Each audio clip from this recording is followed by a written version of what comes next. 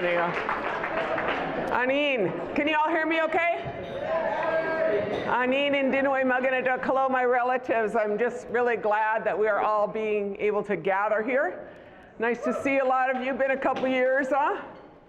So grateful that we are here. It's been some hard times for all of us, and a lot of people didn't quite make it through, you know, so I just want to acknowledge it's nice to see you.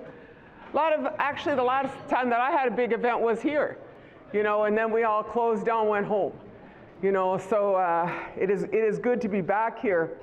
And as I thought about this time, you know, a lot of us are facing the same, you know, we're all facing the same thing. We all live in the same world, you know, and I think about it, and it's very tough. Every day it's tough for us a lot of times, but I look out there and I think about all those prophecies, you know, the time of the seventh fire. That's what our ancestors said, the time of the seventh fire, and that there'd be a choice between two paths. And that time would come when we'd have to make a choice between the scorched path that is well-worn or the green path. And that's certainly this time. You know, as the fossil fuels era crashes upon us, you know, our aquifers breached, our rivers burned, our skies full of fires. You know, we can see the scorched path clearly around us. And we can also see the green path, and that is the path that people in this room are in. You know, and we are on that path, and this is really our time. This is really our time. You know, we've been doing this, I feel like I've been doing this for a long time. I actually have.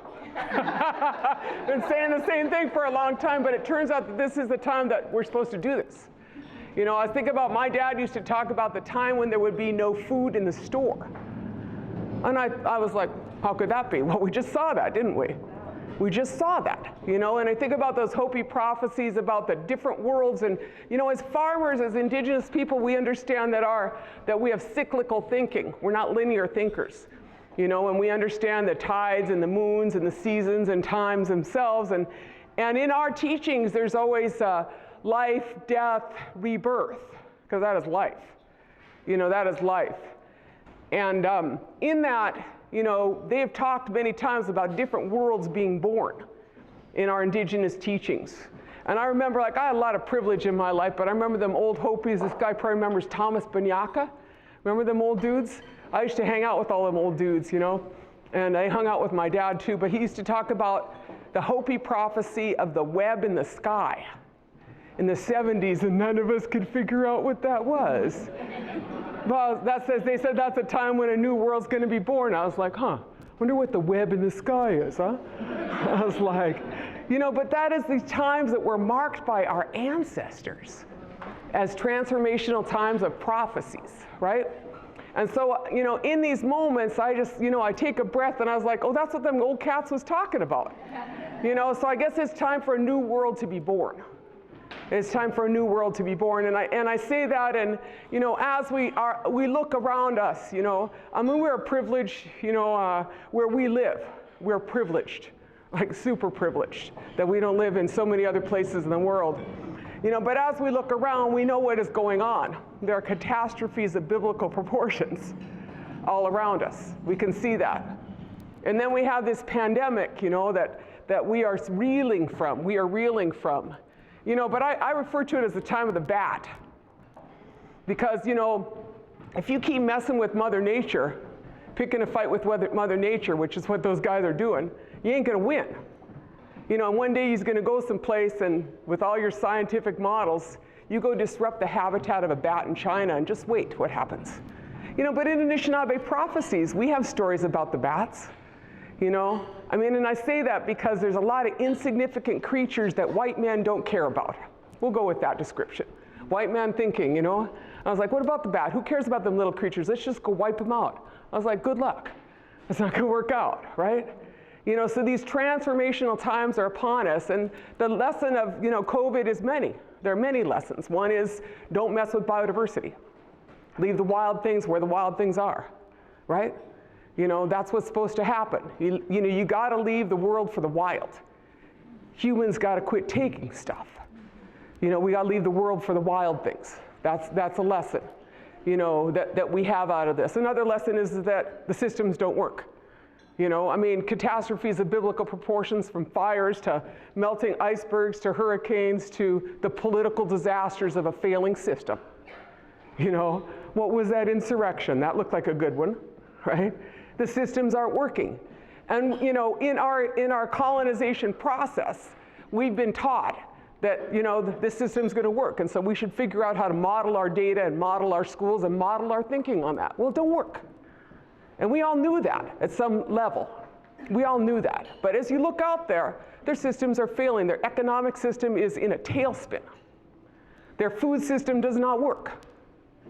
You know, they was smashing eggs and pouring gallons and gallons and milk out. You know, their political system is run by corporations and fascists. Let's just get real. You know, and the deep north is here. You know. And for, you know, those of us, I haven't seen y'all for a while, but I've seen a lot of you on the front lines. You know, where's Citizen X? Did she hide out on me again? Citizen X, raise a hand. This woman, every time I was arrested, she was right next to me. Of course, she was never arrested. That's why we call her Citizen X. Because, you know, all Indians look alike, especially little cute ones from Vermilion. Well, that's my point. You know, I mean, I spent the last year, you know, in the middle of this battle against Enbridge. And, you know, I have to say that party got to be done. You know, it's the end of the fossil fuel era. You know, I lived my whole life just like the rest of you. We lived our whole life in the fossil fuel era. We did. And I just want a graceful way out. You know, I was like, okay, we're done. You know, but those guys got to hang on to the end, you know, frack our rivers, 27 rivers, pierce our aquifers, cut down our forests, you know, steal 5 billion gallons of water from us in the deepest drought in the history of Minnesota, and then arrest us all. Arrest us all, and all paid for by Enbridge, including the Department of Natural Resources, prostituted by the state. You know, about $5 million worth of prostitution of that agency.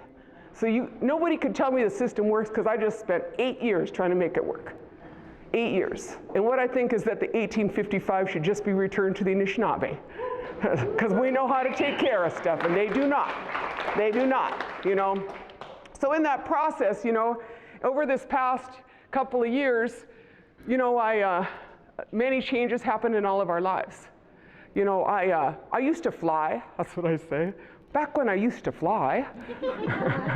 I started flying a little bit now. I went to see my mom and a couple things, you know, but you know, we was all busy jetting around, doing whatever it is we do and thinking like that's just how it goes. And then we all got stopped. We all got stopped. Even all of us that think of ourselves as liberated thinkers, we stopped too. You know, we was like, no, I guess gotta stay home. Ooh, that's a lot of kids. And fortunately for me, I farm like many of you, and I have the privilege of farming with a community of really great people. And we're, you know, as you may imagine, we're interested in post-petroleum agriculture. We're all ready. We're horse farmers. You know, and so we have large herds. At this point, I was trying to figure out how many horses we had between the 4 families. A lot. We moved into we have the ponies, right? We have the riding horses. We have the work horses, and we have the thoroughbred race horses. That sound about right? You need some there. thoroughbreds. Right. She's like, of course you need thoroughbreds. I didn't know I needed thoroughbreds, but of course my sister Jessica has told me that boys need thoroughbreds to race. Or girls. Actually, the girls beat most of the boys in the races. That's right. But, you know, so having said that, what happened is I had all these kids move in with me. I was like, wait, I thought I was like all grown up and then empty nest was gonna happen and stuff. I was like looking forward to kicking it back, and I was like, oh yeah, no, they all moved in with me. So I live with like, I don't know, 5 15-year-olds, we'll go with that description, boys. They was like, no, we don't want to go to school no more. We can't go to school anyway, it's closed. So you know, in that moment, you know, I was thinking about what Arundhati Roy says, the Indian writer. What a great writer. She says, she talks about pandemic as portal. Pandemic as portal. She says that in the history of the world, pandemics have always forced societies to change. This one is no different. It's a portal between one world and the next. The question is what you're going to drag through the portal. She says, are you going to take your avarice, your hatred, your data banks, your dirty rivers. You know, what are you going to take through the portal? Or are you going to walk through clean? I say, let's walk through clean. I say, let's make something beautiful. And these are the people that are going to grow the beautiful thing. You know, that's us. This is our time. You know, they was all naysaying us all this time, and I was like, how's your seeds doing, guys? Right? Y'all know what I'm saying. I mean, like, I went home, and I was like, well, I'm gonna farm. I'm gonna hang out with these kids because I, you know, can't go anywhere anyway. You know, and you know, it changed me, and it changed all of us this last 2 years. You know, we're all glad we survived this far. But in that, you know, kind of having to discard so much of what I would take for granted as a, you know, a first world person in an industrial society and who has affluenza. I got it too. It's called late stage affluenza. I don't got it as bad as some, but those people who cannot get off their couch with their cell phone, they got it bad. Y'all know what I'm talking about. That's what late stage affluenza looks like, you know, and it's an illness, right? It's an illness. But you know, in that time, I realized like I had to figure out how I was going to feed my extended family. And all this work we've been doing, I was like, well, you know, let's just go see what these seeds do in the deepest drought in the history of my life. So we grew like 17 kinds of potatoes. Why? Because potatoes are cool as could be, and except for the evil potatoes of RDO Offit. But you know, there's 900 varieties of potatoes or something, indigenous foods. And if the Irish potato famine taught us anything, perhaps it taught us that you need biodiversity and not a monocrop, right? And so in this day and age, oh, I'm so sorry, this is the kind of guy who hates me when I like walk around. In this day and age, you know, we're these people that still have agrobiodiversity. Indigenous peoples have rematriated our seeds and our plants, and we've kept them. You know, so in this time of climate change, I see all them, you know, scientists out there looking at the potatoes to see which can adapt in climate change. And I can tell you, because I grew. You know, I was like, oh, those guys did good. Those guys not so good. You know, I mean, it's an interesting thing, but that's what indigenous knowledge or land-based knowledge is. And that's actually what you need, not some guy with a computer model. Because they don't know what they're doing. We all figured that out. But we all knew that, but they all thought they knew what they're doing, right? And so the point is like our knowledge is how our communities are going to survive. That's absolutely what I know. And it is our opportunity to be the people that bring those seeds back to life and to grow these foods for our communities so that we are not counting on someone to feed us. You know, I keep looking at these old historic records, and in the 1840s into the 1850s in Minnesota, the largest producers of food for even the guys over at Fort Ripley were us. And then they criminalized us selling food. That's what they did. And then they said they got to teach Indians how to farm. I was like, who grew all that corn? You know what I'm saying? I mean, we know how to do all this stuff. You know, and so this is, you know, I mean, as Sugar Bear Smith says, you can't say you're sovereign if you can't feed yourselves. Right. You know, and so that's us. That's this opportunity to be those people and to grow things out. And so, you know, we've been working on post-petroleum agriculture, which is a lot of horses.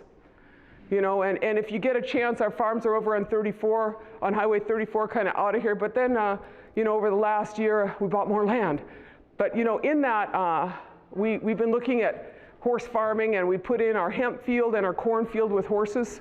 I think my horse, is Kara still in the house here? No, she's like wandering with the kids down there. But, you know, we just decided to figure out, like, what is our footprint?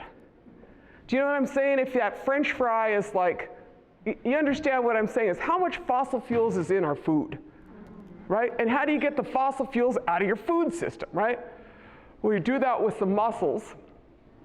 Horses got about 100 times more mussels. I was talking to Frank Kuka about oxen. I don't think I'm up for the oxen team yet.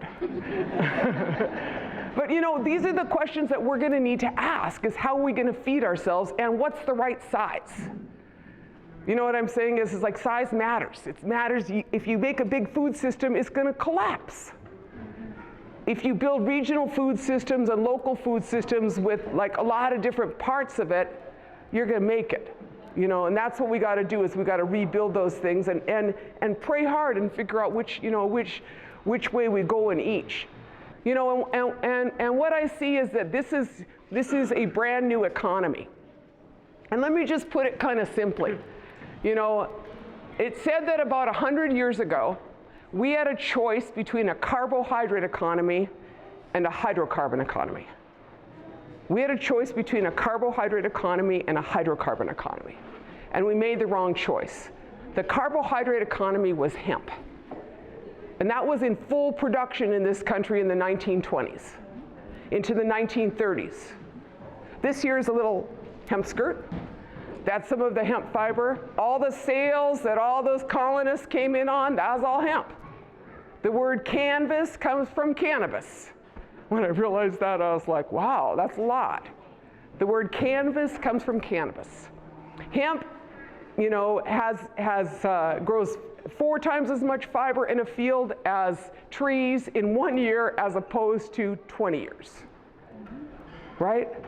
Hemp sequesters 4 times as much carbon in that same field. You know, it is a carbon sink. Now, why is that? See, I didn't know that much about hemp, and I started growing it, and I have some pictures, you know, but you can see some of our stuff. But so it grows like this tall real quick. And so when it grows that tall really fast, like in the course of a summer, or it could be even taller, then it has to suck in all that carbon, and there's an equal amount of infrastructure under the ground for a plant as it's up top because it has to stay up, right? And so then it also brings all that down into the soil, and it also can bioremediate soil. It's a magical plant, you know, and what Trudell and her father have always said is that hemp is a medicine for Mother Earth. This plant is a medicine for us and a medicine for Mother Earth. Right? And so in that, you know, it has this potential to help us address the carbon mess that industrial society has put us in. Hemp has the ability to make all kind of paper. You know, in fact, they had projected that hemp would overtake the clear cutting of our great forests in the 1920s. Hemp has the potential to be transformed into all kind of materials economy elements. And then our brothers in the back are working HempX, they're working on the hemp supercapacitors for power systems.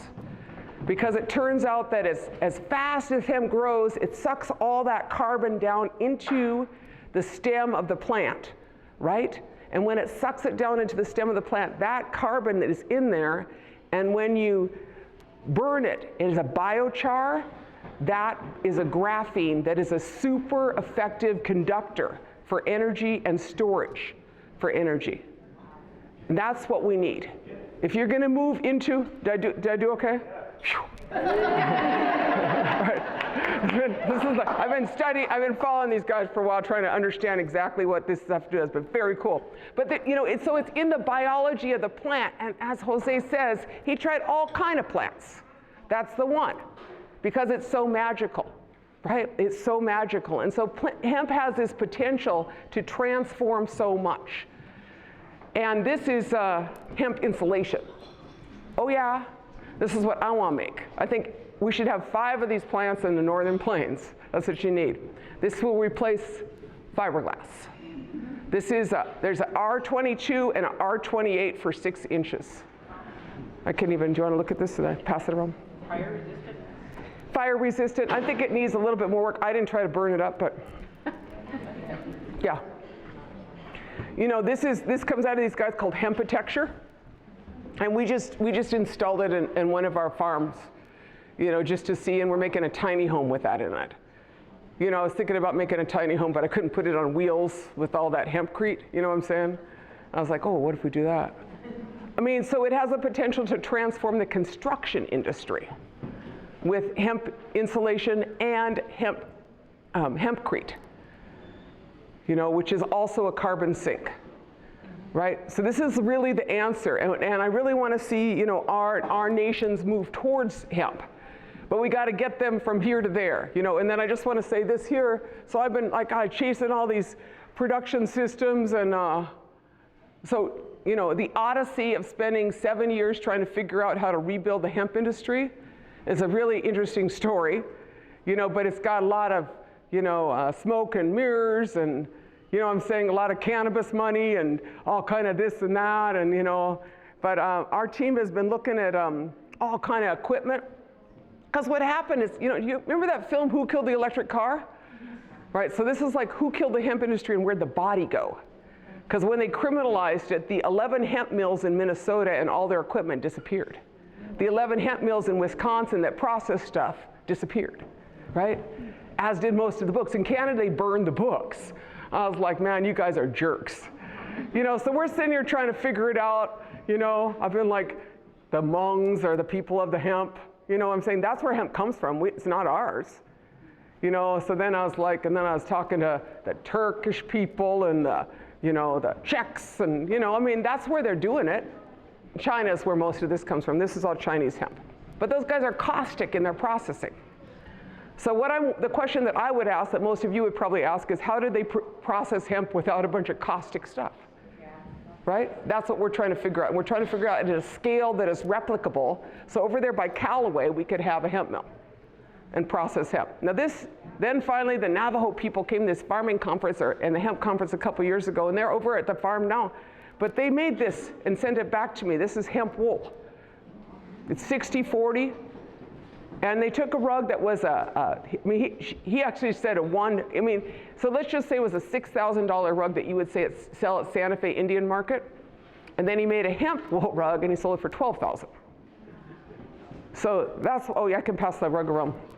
But the point is that, you know, so what I was trying to figure out how to do this thing with hemp, and then I go see the Navajos, which is actually who you should ask about all things in weaving. That's what I realized, and they're like, oh yeah, give us that. And so they just took it and they kept processing it into this fine artisan work. So I'm telling you this story because I think this is all of our future story at some level, but it also needs scale. It needs scale. So I could grow enough hemp to make a rug, but if you're gonna change the world, you got to grow enough hemp to sequester the carbon and transform the materials economy. That's acreage. You know, and that's why it is so important. We just had our conference and we're organizing an intertribal hemp cooperative, you know, because, you know, if we want to build hemp wood or hemp insulation, you need 1,000 acres, or maybe you need 2,000 acres for a plant. So I'm not going to grow all that, but maybe 4 farmers would. You know what I'm saying? So that's the potential of this, you know, this whole transformation. We call it the New Green Revolution. And we call it the New Green Revolution because the University of Minnesota made the first Green Revolution with Norman Borlaug, the father of the Green Revolution, right? And what a mess that is, right? Brought us industrial ag, all kind of pesticides, land grabs by multinational corporations, you know, a lot of debt, a lot of toxics, and a lot of suicides. I was like, no, let's just make the New Green Revolution. And that's gonna be, you know, and no one should be the founding father. Like, we're done with that stuff. I was like, right, you know, I'm like done with those guys. But I feel like, I say I wanna be a doula for the New Green Revolution.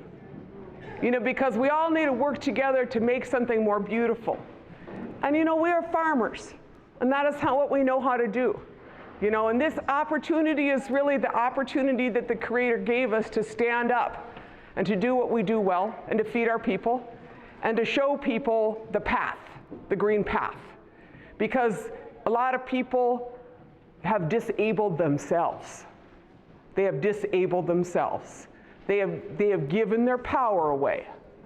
So that is the opportunity that we have, is to reaffirm our relationship to place and to spirit and to food, you know, and to make something new. And this economy, the hemp economy, or the New Green Revolution, between the legalization of cannabis, Minnesota probably 2 years out, to, you know, all of the, you know, everywhere else, whatever choice it is, that's an entirely new economy. It's not an economy we got to fight for a piece of. You know, what we got to say is that when legalization comes to Minnesota, we want a seat at the table. That's what Angela Dawson's going to do, right? We want a seat at the table. And we want, you know, we want equity in the same industry that you know, we were all in jail for, you know, because people of color incarcerated like 8 times as much time than white people for cannabis. I was like, so this round we should own the dispensaries. That's right. You know what I'm saying? It's like we should own the whole thing, you know, or just have our part. You know, if that is the medicine you choose, that's good. But in this other economy, that's a lot of the work we're doing, is figuring out what the infrastructure that is needed and the seeds that are needed. That's the other thing, is we want to own the seeds. And so our organization, Anishinaabe Agriculture, is working on we have 71 seed varieties. And they need to be grown out, you know, because there's not enough for fields yet. But those are the seeds of the north. You know, so I see this future that is here, and as tough as this last couple of years were for many of us, you know, I was arrested 3 times. I got charges all over the state of Minnesota, you know, along with 1,000 other people. I'm like, you know, my feeling is like, you know, my position is that I should get a medal for protecting the waters of Minnesota, and my charges should be dropped, you know, along with the rest of them, you know, right? I'm not a criminal, I'm a water protector, and I'm an Anishinaabe woman. But having said that, you know, the scorched path ain't gonna leave without some struggle, you know? So we do our good work, do our good prayers, but, you know, we're gonna have to fight line 5. Because those guys want to hold the whole Great Lakes hostage. You know, so keep it up. And then remember that we're the people here, you know, we're the people here that have the seeds. You know, having seeds is about promise. You know, it's about a promise and also an agreement between you and the seeds and you and Mother Earth. But, you know, having those seeds, we have seeds, and seeds is about not only hope, it's about food, it's about the just transition. You know, and I often think of that Zapatista proverb, which I think is really speaking to this time, which is, they thought they buried us, but they didn't know that we were seeds. You know, and that's really us. So be the seeds, and I'm just honored to be here with you all and sharing seeds, and let's grow some food. Miigwech. Thank you.